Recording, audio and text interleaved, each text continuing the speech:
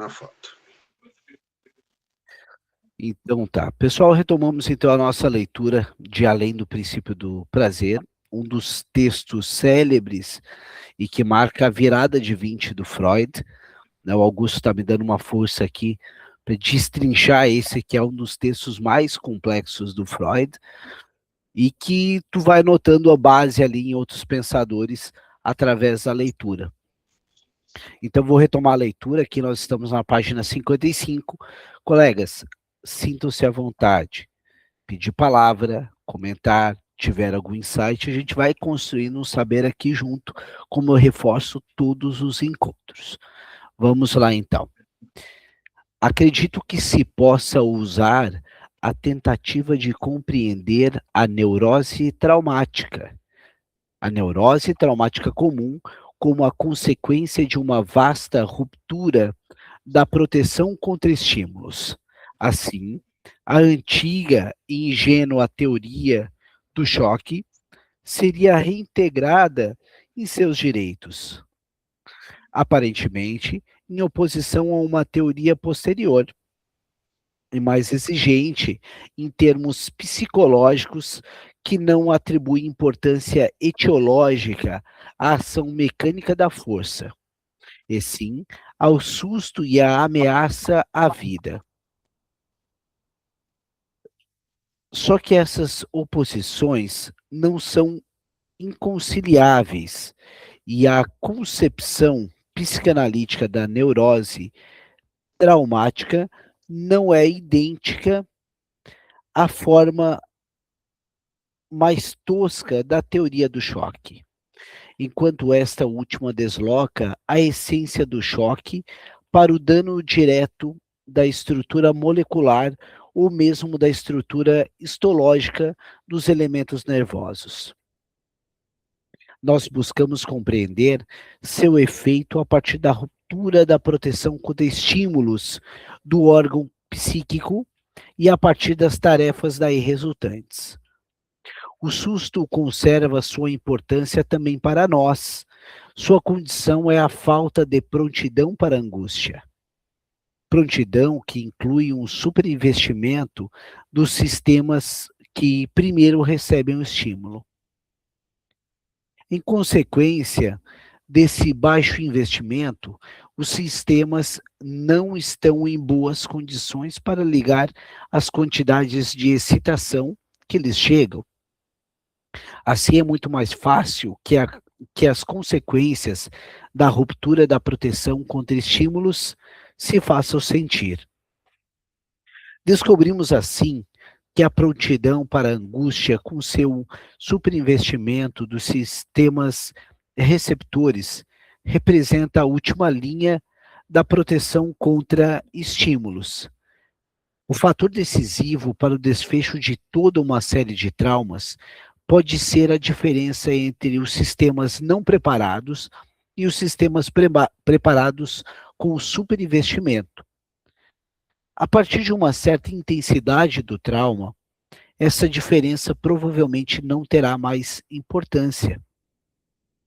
Se os sonhos dos neuróticos acidentários levam os pacientes com tanta regularidade de volta à situação do acidente, pessoal, eu acho que aqui é importante contextualizar a questão da data. Esse texto marca muito essa palavra, trauma, né? Lembrando que ele é um texto pós Primeira Guerra Mundial. Então, o Freud ele trata também muito da questão do pessoal que voltou, dos soldados, né? Que retornaram. Cláudio, a gente vai parar aqui no final do capítulo, a gente vai pensar junto isso. O que é investimento e superinvestimento. Com isso, eles realmente não servem à realização de desejos cuja produção alucinatória se tornou sua função sob o domínio do princípio do prazer. Porém, podemos supor que por meio disso, eles se colocam à disposição de uma outra tarefa, cuja resolução precisa ser efetuada antes que o princípio do prazer possa começar seu domínio. Esses sonhos procuram recuperar o controle dos estímulos mediante o desenvolvimento de angústia. Desenvolvimento cuja não ocorrência se tornou a causa da neurose traumática. Eles nos dão, assim, uma perspectiva a respeito de uma função do aparelho psíquico que, sem contradizer o princípio do prazer, é, no entanto, independente dele e parece ser mais primordial que o propósito do ganho de prazer e da evitação de desprazer. Meu caro Augusto, tu queres pontuar algo para nós irmos pensando juntos aqui? Deixa. Eu chamo muita atenção, vou voltar aqui para o início lá do parágrafo. Eu até voltei aqui, ó. O Freud ele está encerrando esse capítulo, então ele vai começar a amarrar. Ele já começou, como a gente discutiu antes, mas ele volta aqui, né? Então, me chama a atenção aqui que ele volta a falar da antiga teoria do choque, né? Como se fosse há muitos anos atrás. Então, assim, vamos lembrar a teoria do choque? A teoria surgiu lá, lá atrás, especialmente no contexto dos acidentes ferroviários, nos chamados highway accidents. Eu sempre anoto essa palavra porque meu inglês é péssimo. Então, eles observavam que as pessoas sobreviviam às colisões sem lesões corporais importantes, mas desenvolviam sintomas que eram recorrentes, persistentes, vamos colocar assim, né? Desenvolviam sintomas persistentes. E a explicação que eles davam era que o choque mecânico teria produzido uma lesão microscópica no sistema nervoso. Então, era uma tentativa que a neurociência, a neurociência tentava usar para explicar o trauma. O Freud, quando ele fala desse lugar, ele não retorna essa teoria para aceitar ela de forma integral, né? Pelo contrário, tá? O que ele está dizendo é que talvez ele estivesse percebendo algo concreto, que essa teoria estivesse percebendo algo concreto, correto, que estivesse percebendo algo correto, mas no lugar errado. O problema não estava na lesão histológica dos neurônios, né? Que seria a forma como você vai no cerne da lesão, né? Como você busca o princípio da lesão, mas numa ruptura da proteção contra os estímulos do aparelho psíquico. Ele desloca a questão do plano anatômico para o plano econômico e metapsicológico, tá, gente? Então, lembra toda aquela história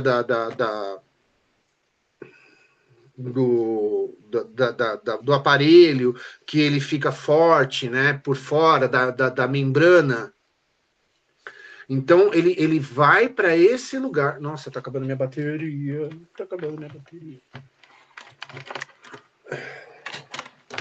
Desculpa, me perdoa.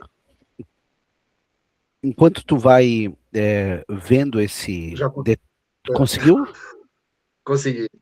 Tá, o perfeito. caminho daqui do lado. Então, assim, lembra, isso me fez lembrar lá nos estudos sobre a histeria, quando Freud e Breuer já estavam tentando mostrar que os adoecimentos não podiam ser explicados apenas por lesões orgânicas.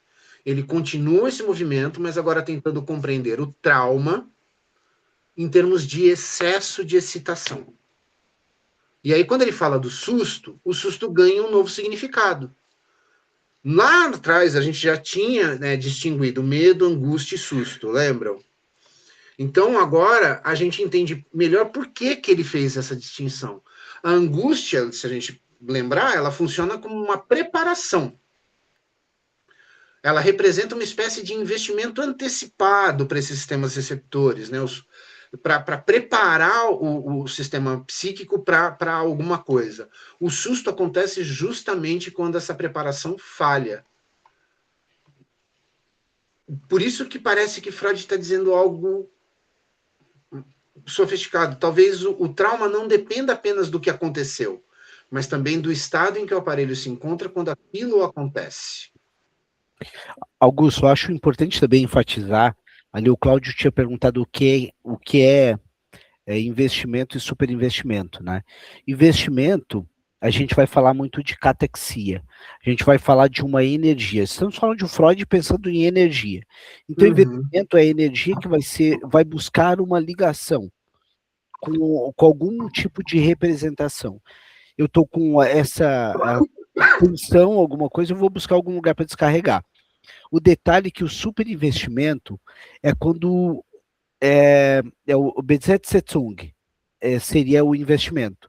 O superinvestimento, ele está acima. Então, de forma que o aparelho ele vai se preparar e vai causar uma tensão e ele provavelmente vai ser sobrecarregado. Então, o superinvestimento seria isso. Freud está falando sobre questão de traumas aqui. Pelo menos eu entendi dessa forma. O que tu me diz, Augusto? Tu acha que é mais ou menos por aí? É bem nesse lugar. Ele vai citar agora aqui na frente, ele vai voltar para a questão do ferimento. E aí talvez fique bem claro a questão do superinvestimento. Às vezes até porque quando você tem um ferimento, o aparelho psíquico descarrega uma parte disso nesse lugar. Então, ele vai superinvestir naquele trauma, ele vai superinvestir naquele lugar. Como uma prontidão, né? Como uma prontidão para a angústia. Quando a gente volta para aquele texto, né, de que o doente ele deixa de investir em outros lugares para investir mais na doença, é bem nesse lugar do superinvestimento. A gente vai chegar nesse texto aí, mas é isso, tá, gente? O superinvestimento é o que o Michel acabou de colocar. Ficou alguma dúvida nesse lugar? Porque aí a gente segue bem tranquilo. Lembram da teoria do choque? Lembram do que ele estava falando após as primeiras análises de guerra, daqueles textos sobre os traumas de guerra? Quando a gente fala de superinvestimento, a gente fala sobre preparação, sobre angústia, sobre essa tensão que você cria. O que é o diferenciado quando se está em repouso? Né? É quando há pouco investimento, há pouca tensão. A gente vai indo para esse lugar. Eu vou ler mais um pouco então aqui, e a gente vai seguindo nessa linha que o Augusto falou sobre a questão do susto, né? Diga-se de passagem que a palavra em alemão é Schreck, né? Schreck, susto. E é como o Augusto bem pontuou sobre aquelas questões da angústia, do medo, em que a gente viu até aqui. Seguindo mais um pouco. Aqui seria, portanto, o lugar de admitir pela primeira vez uma exceção à tese de que o sonho é uma realização de desejo. Aqui a gente pode ver que o Freud está mudando a teoria dele. Ele está indo para um outro lugar. O Freud era sempre questão do desejo, aqui ele vai para o trauma. E aqui a gente casa muito para onde a teoria do Ferenczi vai depois, tá? O sonho antes era só desejo, agora o Freud começa a conjecturar, depois da guerra, essa questão traumática. Os sonhos de angústia não são uma tal exceção, como mostrei repetida e pormenorizadamente, tampouco os sonhos punitivos, pois estes apenas colocam o devido castigo no lugar da realização de desejo proibida.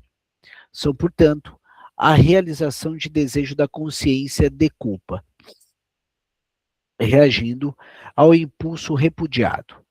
No entanto, os sonhos dos neuróticos acidentários, acima mencionados, não se deixam mais classificar sob o ponto de vista da realização do desejo. Tampouco os sonhos que ocorrem durante as psicanálises, trazendo de volta a lembrança dos traumas psíquicos da infância. Eles obedecem antes à compulsão à repetição, que na análise é de fato apoiada pelo desejo, estimulado pela sugestão de evocar o esquecido e o recalcado, o retorno do recalcado aqui. Assim também a função do sonho, eliminar motivos para a interrupção do sono, por meio da realização de desejo das moções incômodas. Pessoal, esse é que vocês devem sempre carregar para a clínica. A função do sonho é manter o sonhador, o sujeito dormindo. O sonho tem muito esse propósito, é isso que ele está dizendo. Não seria a sua função original. Ele só pode se apoderar dela depois que toda a vida psíquica tinha aceitado o domínio do princípio do prazer. Se existe um além do princípio do prazer, então é lógico admitir uma pré-história também para a tendência realizadora de desejos do sonho. Com isso, não se contradiz sua função posterior, apenas se coloca uma vez que essa tendência se rompeu. A seguinte questão adicional: não seriam tais sonhos que obedecem à compulsão à repetição no interesse da ligação psíquica de impressões traumáticas, também possíveis fora de análise?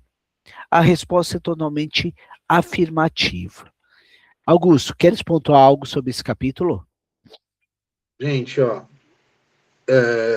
minha humilde opinião, tá? Aqui acontece uma das maiores revisões aí da teoria dos sonhos, desde que ele fez a interpretação dos sonhos. Lá em 1900, Freud afirmava que o sonho era a realização de um desejo. Bom, lembra? Agora ele encontra uma situação em que essa explicação ela não basta. Não basta mais. Afinal, qual desejo estaria sendo realizado quando alguém revive repetidamente uma explosão, um acidente, uma experiência que de alguma forma foi aterrorizante para ela? A resposta, ela me parece estar nesse lugar aqui. O sonho, ele não estaria tentando realizar um desejo, ele estaria tentando fazer um trabalho psíquico anterior à realização desse desejo. Ele estaria tentando produzir angústia retrospectivamente. Isso é, criar uma preparação que faltou no momento do trauma. Lembra? Ó, o trauma é causado por algo que a gente não estava preparado. Por isso o susto. Então ele volta para esse lugar para criar essa preparação que faltou no momento do trauma. Como se o aparelho estivesse voltando à cena traumática para finalmente conseguir fazer aquilo que ele não conseguiu fazer quando ele foi surpreendido. Me faz lembrar muito recordar, repetir e elaborar.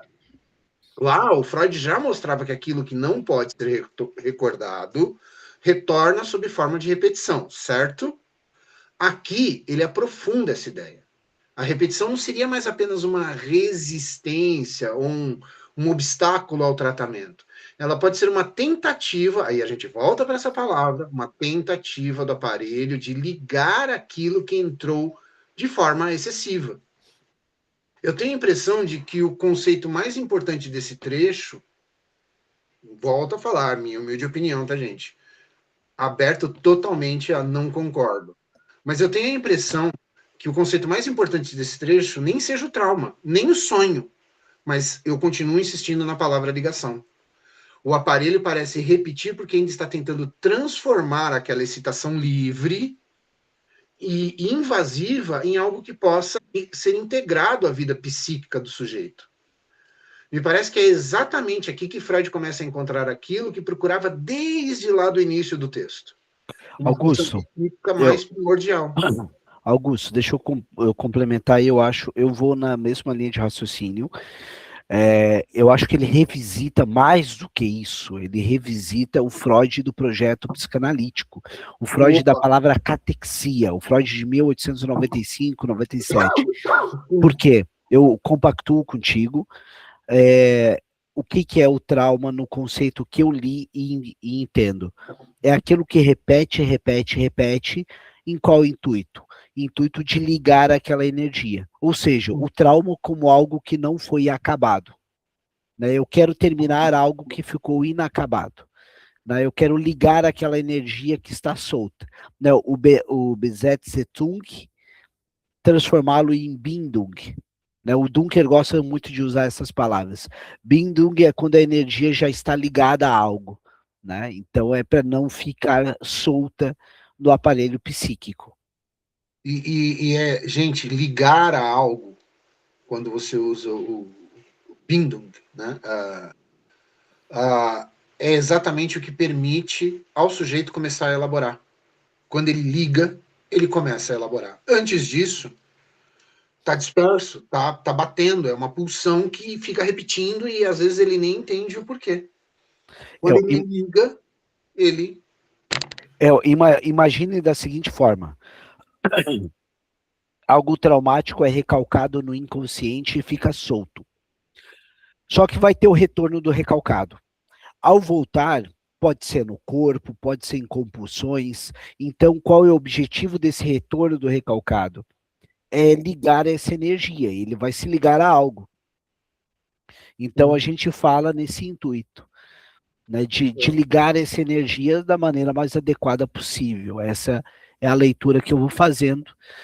E o que tu acha, Augusto? Acho que é por aí? Eu acho que é por aí. E o pior é isso, né? Depois, quando você adianta a sua leitura, quando você caminha para outros teóricos, quando eu leio esse trecho, Michel, eu não consigo deixar de pensar em Bion.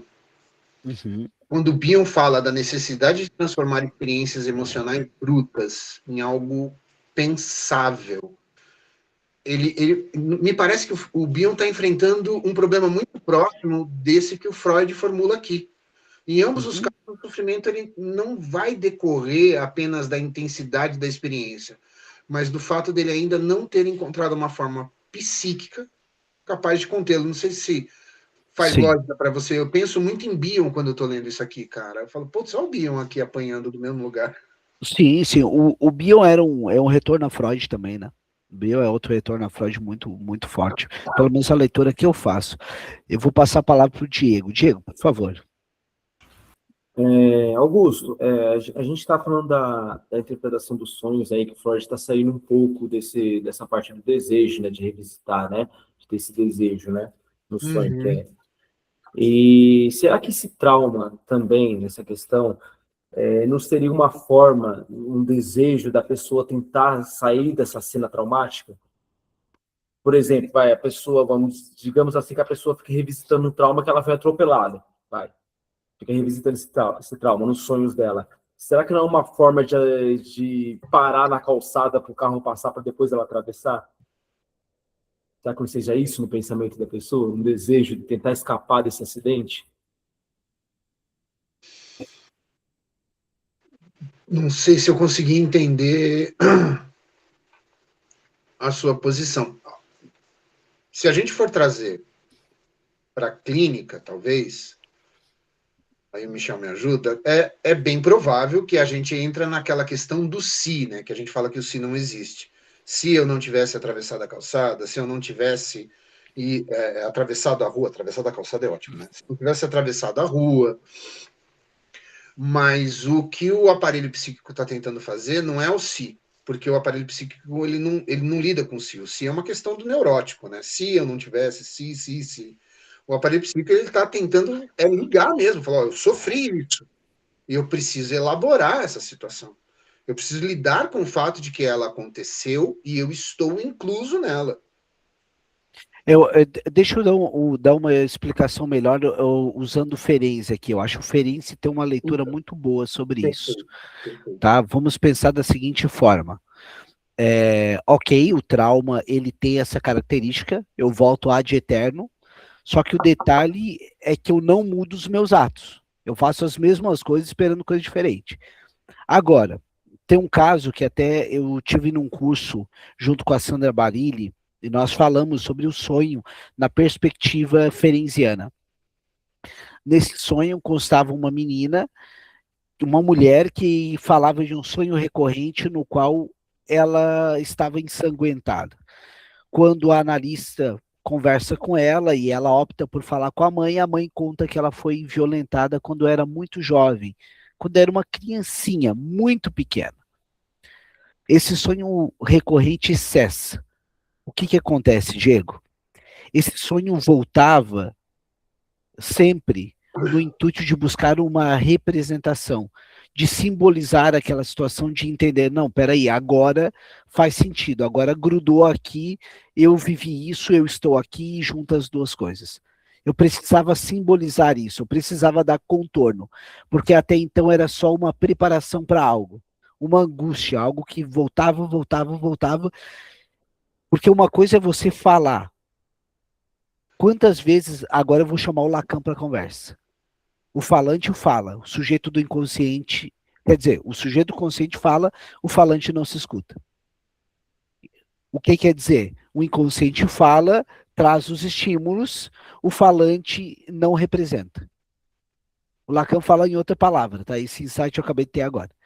Então, de certa forma, quando a gente consegue juntar as duas coisas, há um investimento ali, há uma memória catexada, no caso, há um Bezetzetung, e se torna Bindung, ou seja, aquela memória foi investida de afeto. O que o neurótico obsessivo não faz na análise. Ele fala, mas ele não entra. E daí tu tem que fazer, vem cá. O Bion faz isso com uma maestria única. O que tu acha, Augusto? Tu vai por aí também? Vai por aí, voltando para o teu, talvez trazendo para o teu exemplo, Diego, e aí eu espero estar compreendendo. Pensa assim, eu sonho em não atravessar a rua, eu ia falar de novo, atravessar a calçada. Meu Deus. Eu sonho em não atravessar a rua, quando eu sonho em não atravessar a rua, eu não ligo. Eu não participo, eu não estou dando contorno para a dor que eu senti, para o trauma que eu vivi.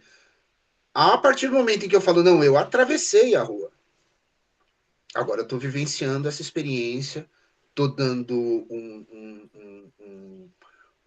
estou vivenciando isso, estou dando um simbólico para isso, estou dando o real, estou trazendo isso para o meu real e eu participo, eu vivencio esse trauma e elaboro esse trauma. Senão eu vou ficar o tempo inteiro dizendo eu não devia ter atravessado. Vamos pensar então aqui em resumo o que a gente viu até aqui. Imagina que o aparelho psíquico, ele vai fazer o seguinte, ele vai tentar ligar aquela energia que invade ele. É isso que ele está tentando fazer, o retorno do recalcado, a energia tenta invadir, então ele tenta fazer isso. Quando ele falha, ele repete. E repete até que ele consiga fazer essa ligação. Eu vou ler mais um pouquinho e assim a gente vai seguindo. Só deixa eu ver o que é o 5 aqui. Tá. Voltamos. Volta. Sobre as neuroses de guerra. Repetindo, estamos falando de um período entre guerras, tá? Do século XX, 1919. Sobre as neuroses de guerra, até onde essa designação significa mais que a relação com o motivo do sofrimento. Expliquei em outro lugar que elas poderiam ser neuroses traumáticas que foram facilitadas por um conflito do eu. O fato mencionado na página 48 de que um ferimento grave simultâneo causado pelo trauma diminui a chance para o surgimento de uma neurose. Não é mais incompreensível quando se recorda duas circunstâncias acentuadas pela investigação psicanalítica. Pessoal, pensem sobre isso, olha o que ele está dizendo.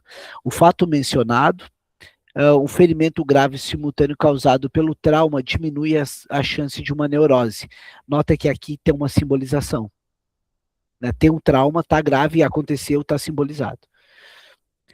Não é mais incompreensível quando se recorda duas circunstâncias acentuadas pela investigação psicanalítica. Em primeiro lugar, que o abalo mecânico precisa ser reconhecido como uma das fontes da excitação sexual. Ver as observações sobre o efeito de balançar e de andar de trem em 3 ensaios de teoria sexual de 1905. Em segundo, que cabe a doença quando esta durar, com suas dores e febres, uma poderosa influência sobre a distribuição da libido. Assim, a força mecânica do trauma liberaria a quantidade de excitação sexual que, em consequência da preparação suficiente para a angústia, age de modo traumático. Mas a lesão corporal simultânea ligaria o excesso de excitação recorrendo a um superinvestimento narcísico do órgão doente. Ver sobre a introdução do narcisismo.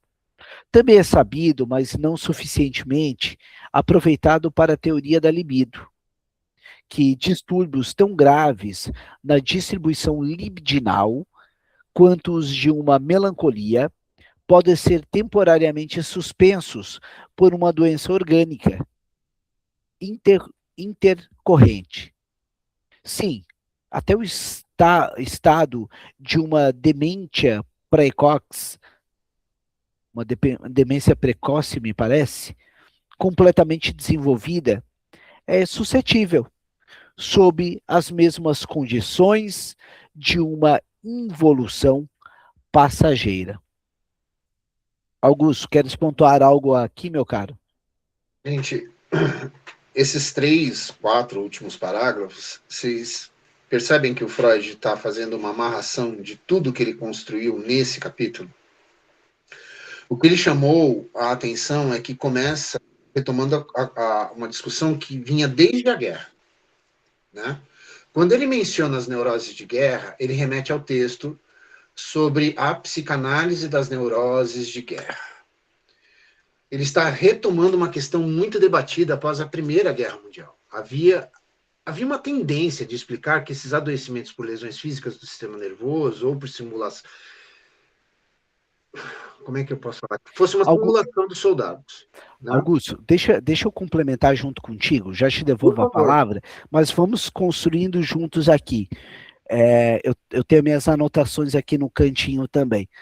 Vamos pensar o seguinte, ó. Neuroses de guerra, neuroses traumáticas, e aqui a gente tem a questão do conflito do eu. Nota que ele começa a falar da segunda tópica. Ele fala do instinto de sobrevivência do soldado, olha o id, e o dever de permanecer no combate, que também implicitamente ele está falando nisso, nesses textos de neurose traumática. Então, é um superego. É o superego. Né? Então, ele começa a esboçar também. Augusto, pode retomar, por gentileza. E assim, aqui ele está abrindo uma terceira via a esse entendimento. Ele sugere que muitas dessas neuroses podem ser entendidas como neuroses traumáticas, que aí fica mais facilitada com o que o Michel acabou de falar, que é o conflito do eu. Não basta o acontecimento externo, existe também uma condição psíquica que participa da forma como o trauma vai ser vivido. E eu acho que isso dialoga diretamente com aquilo que ele acabou de dizer sobre a preparação para a angústia. Quando eu falo que acabou de dizer, porque penso que a gente está lendo contínuo. O trauma não depende apenas da intensidade do choque, mas também da capacidade do aparelho psíquico de recebê-lo e ligá-lo, certo?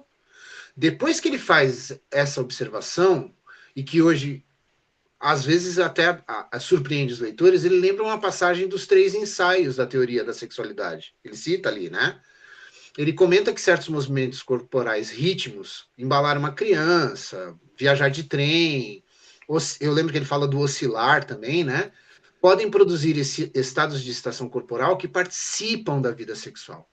A ideia não é que andar de trem seja sexual em si, gente, mas que determinados estímulos mecânicos exercidos sobre o corpo podem servir como força de fonte de excitação pulsional. Então, pensa nesse lugar.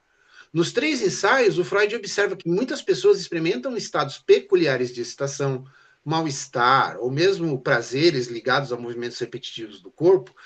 Ele está tentando mostrar que essa sexualidade não nasce apenas de órgãos genitais, que ele pode recrutar, que é o nosso aparelho psíquico, pode recrutar diversas fontes corporais.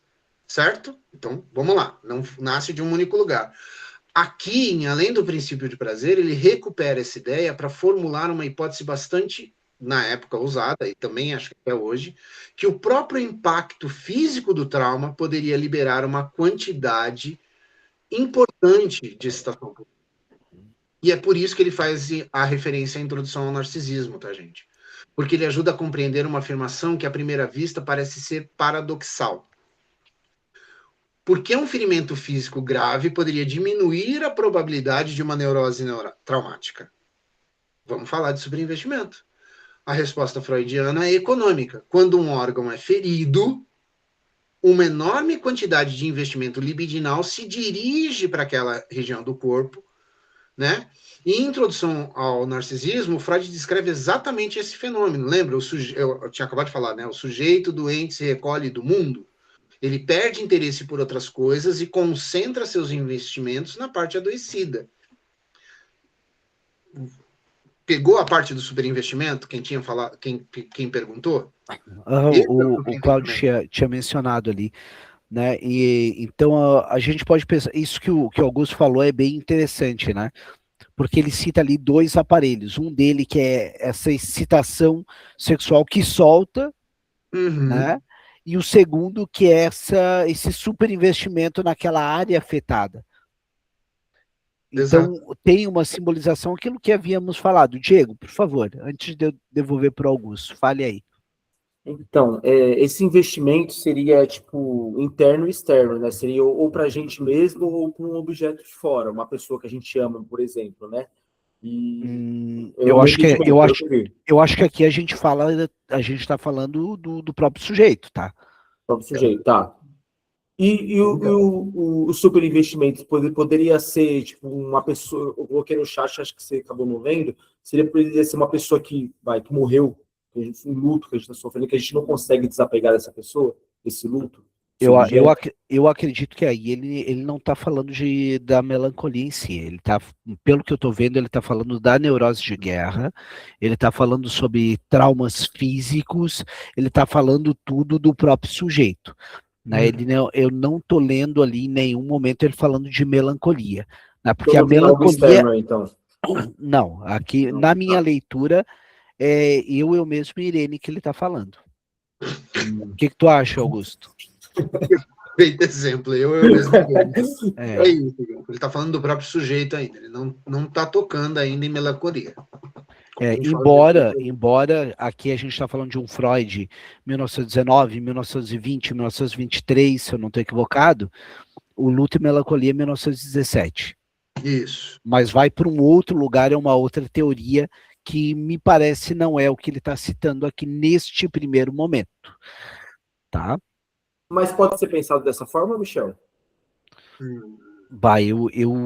Eu teria que pensar melhor. Se eu te falasse agora era chutômetro, tá? Eu não consigo ver. Porque eu tô muito tentando focar no que ele quer dizer aqui.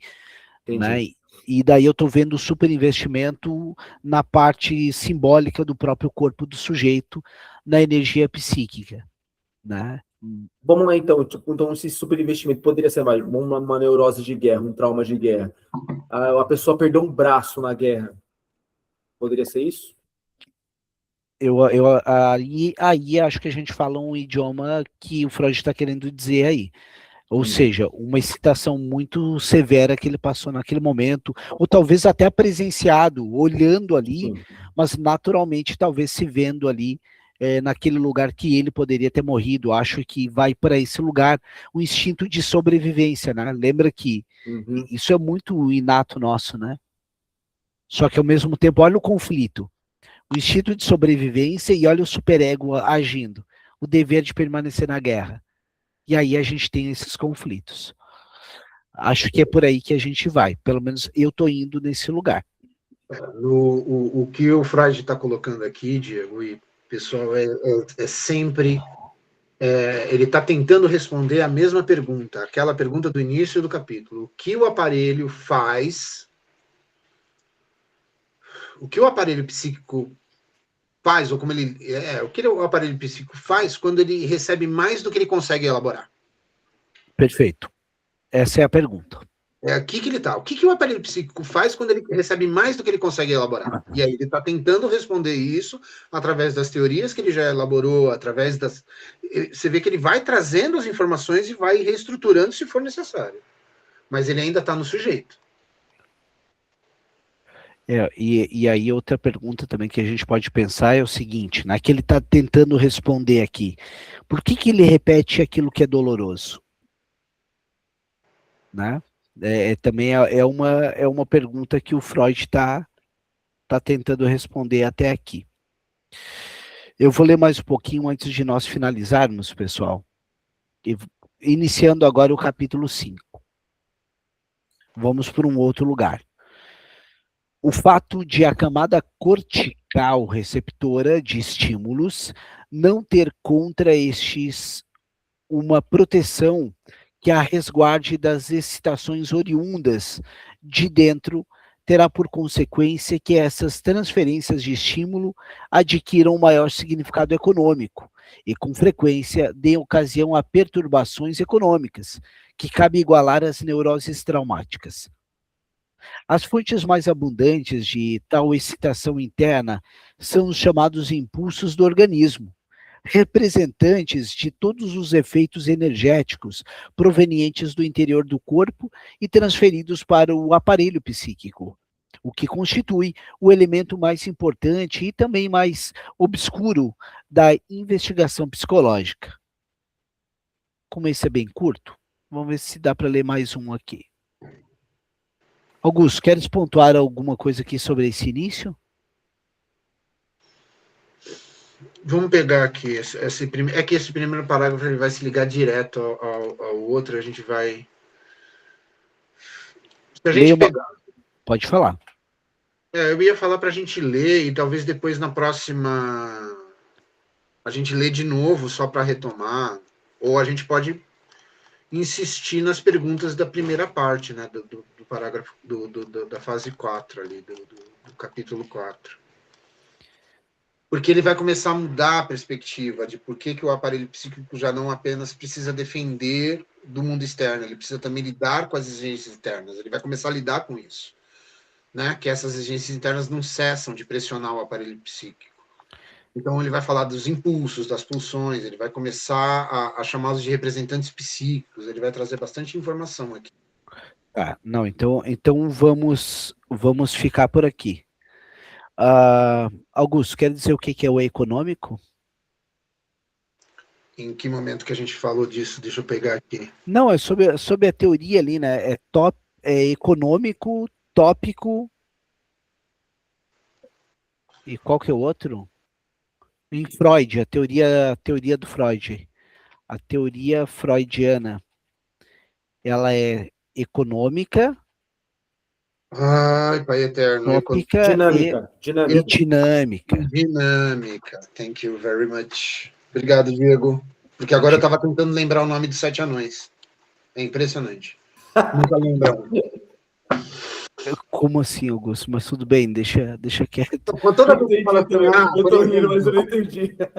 Você entendeu? Toda vez que vira para mim e fala assim, ó, tal coisa, 3 nomes, eu lembro 2 e fico no terceiro parado. Quando você tenta lembrar o nome de 7 anões, você sempre vai esquecer o nome de um, entendeu? É sempre assim. Eu e meu problema com nomes. Tá, vamos, antes de a gente finalizar, vamos lá. Ponto de vista tópico. Primeira tópica, teoria freudiana, primeira tópica, inconsciente, pré-consciente e consciente, né? Seguindo nessa linha tópica, na segunda tópica, id, ego, superego. Ponto de vista econômico, estamos falando da quantidade de energia, a questão pulsional, né? Energia livre e energia investimento, superinvestimento, e aí vai. E o dinâmico, que por sua vez, aqui sim, forças em conflito. Pulsões, resistências, defesa e tensão. Tá? Então, são esses 3. Tópica, qual é a pergunta? Onde? Econômica, quanto? Dinâmica, por quê? Então, tópica, onde? Vesícula, camada cortical, consciente. Econômica, quanto? Investimento, ligação, trauma. Dinâmica, por quê? Conflito, defesa e repetição. Então, são essas 3. Pessoal, fechamos por hoje. Augusto, obrigado pelo auxílio aqui. Para o Diego também, que está nos ajudando aqui, trocando uma ideia, e cada um dos colegas que vai nos acompanhando, tá? Então é aí que a gente vai aprendendo um com os outros. Deixa eu parar aqui.